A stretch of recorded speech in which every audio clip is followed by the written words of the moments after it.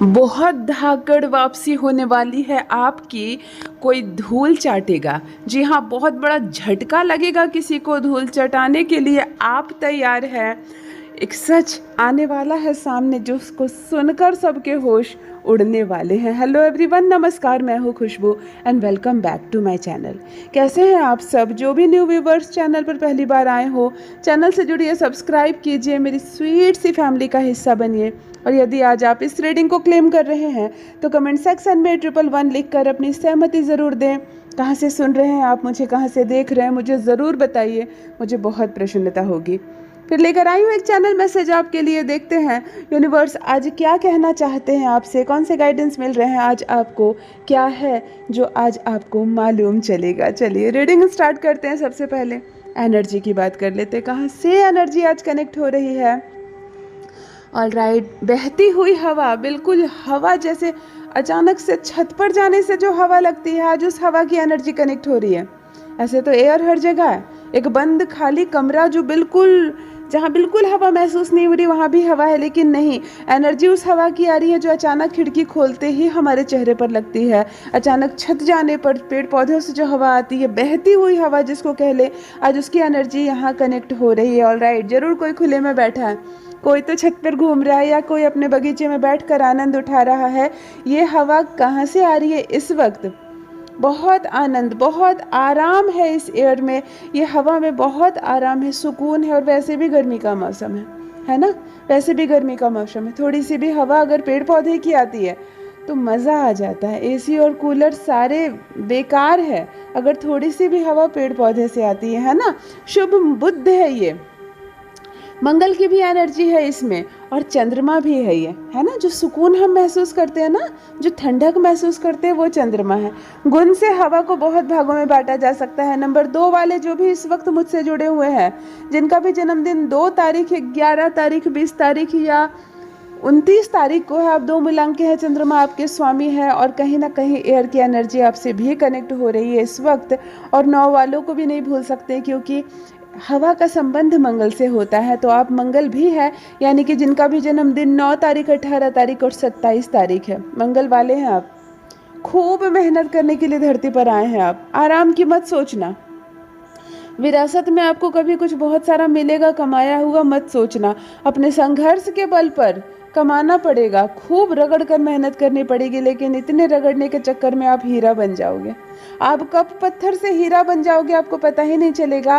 कभी कभी शिकायत होगी अपनी किस्मत से और भगवान से कि मुझे ही इतना संघर्ष क्यों करना पड़ता है, लेकिन पलटकर देखेंगे उस आराम पसंद लोगों की अपेक्षा आप कितने चमक उठेंगे, आप में कितनी प्रतिभा बढ़ जाएगी, आप कितने हौसले से भर जाएंगे। जीवन आपको घिसता ज़रूर है। 9 वाले, आपको संघर्षों में घिसना ज़रूर पड़ता है, लेकिन घिसकर आपकी चमक अलग ही हो जाती है। आप हीरा बन जाते हैं। मैंने कहा ना, आप पत्थर से हीरा बन जाते हैं। इसलिए कभी भी कुछ हो ना तो परमात्मा को जिम्मेदार ना ठहराएं। सबके पीछे लॉजिक होता है और सबके पीछे हमारा भला छुपा होता है, कुछ ना कुछ हमारा अच्छा छुपा होता है। कभी कभी हमें ज़्यादा परीक्षा देनी पड़ती है, तो हमें ऐसा लगता है जैसे कि हम पता नहीं हमने क्या किया है, पिछले जन्म हमने कोई पाप किया है क्या। लेकिन आप ध्यान दीजिए, जब आप खूब सारी परीक्षाएं ज़िंदगी के देते हैं ना, तो आप परख लेते हैं लोगों को, आप में इतनी चमक आ जाती है, आप में इतनी खनक आ जाती है, कोई आपको मूर्ख नहीं बना सकता। दुनियादारी की खबर हो जाती है आपको, आप इतने पॉलिश हो जाते हो। वहीं कुछ मूर्ख घर में बैठे हैं जिनको कमाया हुआ धन मिल गया है, भोजन मिल गया है, ना ही दुनियादारी की समझ है और ना ही किसी बात का इल्म है उन्हें, तो आपके जीवन और उनके जीवन में बहुत अंतर है। विलासिता की ओर ना देखें, संघर्ष ही जीवन है, कर्म ही जीवन है। इसीलिए मंगल को सलाम करते हैं, है ना? मंगल है तो एनर्जी है, मंगल हमें सोने नहीं देता। मंगल ही है जिससे ऊर्जाओं से हम भरे हुए हैं। कितनी भी थकावट हो, अगर कोई नया काम, नई चीज़ दिमाग में आती है, हम तुरंत खड़े हो जाते हैं उसको करने के लिए। ये मंगल की ऊर्जा है, मंगल की शुभ ऊर्जा रिसीव कीजिए हर कोई। चाहे कितनी बड़ी भी हार हुई हो हमारे जीवन में, हम फिर से वापसी करेंगे। चाहे शत्रु के पक्ष में 20-20 हो और हमारे पक्ष में हम अकेले, फिर भी हम ना डारेंगे, ना हारेंगे और ना ही हार मानेंगे। हम फिर से वापसी करेंगे और सबको हराएंगे। ये मंगल की ऊर्जा है। तो मंगल के इस साहस को, मंगल के इस ब्रेव ऊर्जा को रिसीव कीजिए। ऑलराइट, बहुत बहुत धाकड़ वापसी होने वाली है किसी की, मैं यहाँ देख पा रही हूँ। वापसी किसी भी क्षेत्र में हो सकती है। बहुत बड़ी नाकामयाबी और बिल्कुल धूमिल हो गई आपकी छवि। भूल गए समय के साथ लोग आपको और बिल्कुल नाकामयाब हो गए आप, और नाकामयाबी के अंधेरे में खो गए आप। और अब समय का चक्र फिर घूमता है ग्रह, और नक्षत्रों ने अपनी जगह फिर से बदली है। और बहुत बड़ी धाकड़ एंट्री, बहुत बड़ी धाकड़ एंट्री होने वाली है। हनी सिंह को देखा है ना आपने, बिल्कुल ये लागू होता है उन पर, है ना। बहुत बड़ी धाकड़ एंट्री की है उन्होंने, बिल्कुल क्या हालत हो गई थी उनकी। और अब फिर देखो कैसे, ये भी मंगल है, मैं आपको बताऊं, ये मंगल भी है और शनि भी है।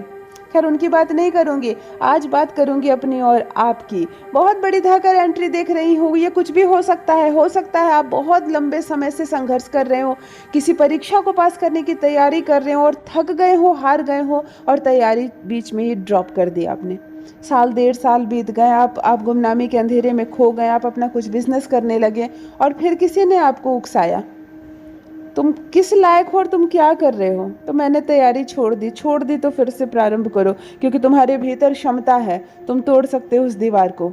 आपको हौसला मिलता है और आप फिर से तैयारी में लगते हैं, और इस बार दुगनी रफ्तार से। इस बार आपकी शक्ति 2 गुनी होगी। धाकड़ एंट्री कहते हैं इसको, है ना। बहुत ज़बरदस्त वापसी होने वाली है आपकी, आपके फील्ड में, और अब कोई नहीं टिकेगा आपके सामने। मैं यहाँ देख पा रही हूँ, कोई नहीं टिकेगा। परमात्मा आपको परख रहे थे, और अब कहीं ना कहीं डिवाइन की शक्ति, यहाँ परमपिता परमेश्वर आपको हीरा बनाने जा रहे हैं, आपको हीरा बनाने जा रहे हैं। खास करके आपका चुनाव किया गया है कामयाबी के लिए, कामयाबी के लिए आपका चुनाव किया गया। कुछ बहुत अच्छा, बहुत बहुत अच्छा होने वाला है। रिसीव कीजिए इस ऊर्जा को। किसी की ब्लेसिंग लगी है आपको, रुक गए थे आप, थक गए थे आप, बैठ गए थे आप, किसी की ब्लेसिंग लगी है आपको। फिर से धाकड़ वापसी हो रही है, फिर से धाकड़ एंट्री हो रही है आपकी। जिस चीज़ को भूल गए थे आप, जिस चीज़ की ओर कदम बढ़ाना अब छोड़ दिया था आपने, मैं यहाँ देख पा रही हूँ। आप रिसीविंग मोड में हैं इस वक्त, आप इस वक्त रिसीविंग मोड में है। जो मिल रहा है परमात्मा से आप उसको स्वीकार भी कर रहे हैं, इसीलिए आपकी शक्ति 2 गुनी होती जा रही है। बहुत बड़ी सच्चाई, बहुत बड़ा सीक्रेट आपको पता चल गया है सफलता का। और अब जो तैयारी आपने की है, कोई हरा नहीं सकता आपको। कभी कभी हम बहुत बहुत सपने देखते हैं और खूब उमंग के साथ अपना एक नया बिजनेस स्टार्ट करते हैं, बहुत जोश के साथ। लेकिन समय का चक्र ऐसा घूमता है कि हमारा बिजनेस बुरी तरह से फ्लॉप हो जाता है। तो केवल पैसे नहीं डूबते हैं, केवल बिजनेस नहीं डूबता है, हमारा मन बुझ जाता है, हमारे सपने टूट जाते हैं। और तब हमें ऐसा लगता है जैसे हम किसी काम के नहीं, अब हमसे नहीं होगा, हमारी कमर टूट गई है, ऐसा महसूस होता है। लेकिन फिर समय अपना चक्र बदलता है, आपको ये स्वप्न फिर से देखना पड़ता है। आपको लगता है कि अगर अभी नहीं तो कभी नहीं, और अगर मैं नहीं करूं तो कोई और नहीं कर सकता, मुझे फिर से वापसी करनी चाहिए। इस उम्मीद के साथ, इस हौसले के साथ आप जब दूसरा अटेम्प्ट लगाते हैं, तब आप सफलता की उस बुलंदी तक पहुंचते हैं जिसको देखकर लोग हैरान हो जाएं। आपको वो बुलंदी मिलती है जो स्वप्न आपने देखा था, परंतु होता है प्रथम अटेम्प्ट में नहीं हो पाया, कोई बात नहीं, लेकिन फिर ऐसी धाकड़ एंट्री होगी कि झटका लगेगा बहुतों को झटका लगेगा। मैं 3 लोग ऐसे देख पा रही हूँ जो दुश्मन है आपके, शत्रु है आपके, और नहीं चाहते हैं वापसी हो आपकी, नहीं चाहते हैं आप सफल हो, नहीं चाहते हैं आप कुछ करें, चेहरे पर मुस्कुराहट आए आपके। परंतु देखिए, जब आप धूमिल हुए, आप फेल हुए, आप फ्लॉप हो गए, आप वापस हो गए अपने कदम को, तब कितना जश्न मना है इन दुश्मनों के घर में, कितनी खुशियां मनी है इन दुश्मनों के घर में। सबकी मनसा पूरी हो गई, सबकी इच्छा पूरी हो गई। ऐसा लग रहा था जैसे इन्हीं के बददुआ से आप हार गए, लेकिन अब जो आप आए हैं तो धूल चाटेंगे ये दुश्मन। अब जो एंट्री आपकी हुई है तो धूल चाटने पर मजबूर हो जाएंगे ये दुश्मन। इनको ऐसा झटका लगेगा कि भला ये कैसे वापस आ गया, भला ये कैसे वापस आ गई। कभी कभी मैं लड़कियों के बारे में भी बोलना चाहूँगी। ऐसा नहीं है कि ये संदेश पुरुषों के लिए, क्योंकि इसमें सारे शब्द ऐसे हैं कि लग रहा है कि कोई लड़का होगा या पुरुष। नहीं, मैंने अपने जीवन में एक ऐसी महिला को देखी है जो अपनी शादी से पहले 3 वर्ष तक लगातार संघर्ष की, लेकिन कोई परिणाम नहीं निकला। अंततः रोकर हार कर उनको शादी करनी पड़ी। सबको खुशी हुई, सब दुश्मनों को जश्न मनाया गया, क्योंकि अच्छा हुआ इसकी शादी हो गई। वरना चली थी आईएएस आईपीएस बनने के लिए। इस तरह के कमेंट्स को सुना है मैंने भी। और उसके बाद उस लड़की की शादी होती है, फिर तुरंत एक बच्चा भी हो जाता है और फिर उसके पति और ससुराल वाले उसको सपोर्ट करते हैं। तुम तैयारी कर रही थी प्रशासनिक सेवा की तो क्यों नहीं करती हो? और फिर जब बच्चा महज 1.5 साल का होता है, मैं पर्सनली उस लड़की को जानती हूँ, महज 1.5 साल का बच्चा होता है और उसकी सास सपोर्ट करती है कि मैं रखूँगी तुम्हारा बच्चा, तुम पढ़ो। फिर से जोरदार तैयारी और महज 7 महीने में, जो 3-3.5 वर्ष मेहनत करने के बाद उसने सफलता नहीं पाई, महज 7 महीने की तैयारी में उसने उस स्वप्न को पूरा किया जिस स्वप्न को उसने शादी से पहले देखा था। ये होती है ना धाकड़ एंट्री। ये लगता है ना झटका दुश्मनों को, लो अब तो डबल जीत हो गई है ना, अब सर्विस भी मिल गई, शादी भी हो गई और बच्चे भी हैं। अब किधर से उंगली उठाओगे और किधर से उसको नाकामयाब करोगे? अच्छा है पहले जीत नहीं हुई, क्योंकि अब जो जीत हुई ना, ये धाकड़ जीत हुई है ना। ये होता है तकदीर। इसीलिए मैंने क्या कहा, जब परमात्मा हमें परखते हैं, जब हमारी परीक्षा होती है, जब हमें सफलता नहीं मिलती है, उस वक्त आंसू मत बहाओ, विश्वास रखो उस माली पर, है ना। उस माली पर विश्वास रखो जो हर डाली पर फूल देते हैं। अद्भुत है ना, अद्भुत है ना वो, जो हमें दिखाई नहीं दे रहे हैं लेकिन कुछ महसूस करने की चीज़ें भी होती हैं। वो जिनके पास सारी चीज़ों का लेखा जोखा होता है, वो जो कभी अन्याय नहीं करते, कभी पक्षपात नहीं करते। आप काले हो या सुंदर नहीं हो, आप गरीब हो या आपके पास कपड़े अच्छे अच्छे नहीं हो, लेकिन फिर भी अगर आप ईमानदार हैं, आप कर्म कर रहे हैं, तो फल आपको मिलेगा। वो एक न्याय का तराजू लिए परमपिता परमेश्वर बैठे हैं ना, उनके फैसले पर कभी उंगली मत उठाइए, कभी शक मत कीजिए। जब वो देंगे दुरुस्त देंगे, जब आपकी बारी आएगी तभी आपको मिलेगा, इतना याद रखिए। बहुत बहुत ज़बरदस्त एंट्री देख रही हूँ मैं किसी की, कोई वापसी करने वाला है अपनी ही फील्ड में, कोई अपनी ही फील्ड में वापसी करने वाला है। हो सकता है आप अपने बिजनेस में वापसी करें, आप अपने जीवन में वापसी करें। मैंने स्मोकिंग करते हुए कई लोगों को देखा है जो बिल्कुल जीवन से हार गए और बिल्कुल धूमिल हो गए, गुमनामी के अंधेरे में चले गए, अपने परिवार का त्याग कर दिया और फिर उन्होंने मनसा ऐसी बनाई कि नहीं, मुझे नशे का त्याग करना है, मुझे फिर से जीवन की ओर वापसी करनी है, मेरे छोटे छोटे बच्चे हैं, मुझे उनके लिए जीना है, मुझे फिर से मेहनत करनी है। और फिर मैंने ऐसे संघर्ष करते देखा है कुछ लोगों को, और नशा से मुक्त होते हैं, वो फिर से एंट्री करते हैं, अपनी खोई हुई जॉब को वापस लेते हैं, अपनी खोई हुई गरिमा को वापस पाते हैं, अपने बच्चों को प्यार देते हैं, फिर से परिवार की जिम्मेदारियां उठाते हैं, और तब शत्रु हाथ मलते रह जाते हैं। जब भी आपकी अवस्था बुरी होगी ना, कुछ घर में दिए जलेंगे, इतना मानकर चलिए। जब आपकी अवस्था बिगड़ेगी, जब आप गरीब होंगे, कंगाल हो जाएंगे, जब आप धूमिल हो जाएंगे, आप किसी चीज़ में जब भी हारेंगे, कुछ घर में दिए जलेंगे। हमें नहीं जलने देना उस दिए को, हमें नहीं जलने देना उस घर में दिए को। जो हमारी बर्बादी पर जश्न मनाते हैं, उनके घर में झटका लगेगा। वापसी होने वाली है, धाकड़ जबरदस्त वापसी होने वाली है, झटका लगेगा कुछ लोगों को जब वो ये खबर सुनेंगे कि इतनी खूबसूरती से आपने वापसी की है, एक माहौल बना दिया आपने, एक माहौल बनाने वाले आप। चिंता भ्रम की स्थिति जो उत्पन्न हो गई थी, जो भय फैला हुआ था चारों ओर, सब कुछ खत्म होने वाला है। वो दुख के बादल, वो तकलीफ के बादल, वो परेशानी, वो धूमिल हुआ आपका चेहरा, वो इल्ज़ाम पर इल्ज़ाम, न जाने कितनी चीज़ें थी जो सब काली पड़ गई। अब फिर से एक खूबसूरत चंद्रमा सा चेहरा उजागर होगा, वो आपका होगा, वो सफलता का होगा, वो सत्य का होगा। सब कुछ बहुत साफ होने वाला है, सब कुछ बहुत बहुत क्लीन दिखने वाला है। और तब देखो, दुनिया जश्न मनाएंगी, तालियां बजाएंगी आपकी सफलता पर। वो चेहरा उजागर होने वाला है, आप ऐसे अपने फील्ड में वापसी करने वाले हैं। देखो, मैसेज के दौरान मुझे आम दिख रहे हैं किन्हीं के घर में आम आए हुए हैं, लेकिन सब आम ना बहुत अच्छे नहीं है। कुछ आम अच्छे भी है, कुछ आम बहुत सॉफ्ट पड़ गए, मतलब बहुत ज़्यादा, मतलब शायद कल ही खरीदा आपने या परसों ही खरीदा है। अब ख़त्म करो इसको, वरना सब फेंकने पड़ जाएंगे। ज़्यादा पक रहे हैं आम, और बहुत सारे आम हैं, 2 केजी से भी ज़्यादा आम है मुझे दिख रहा है किसी के घर में।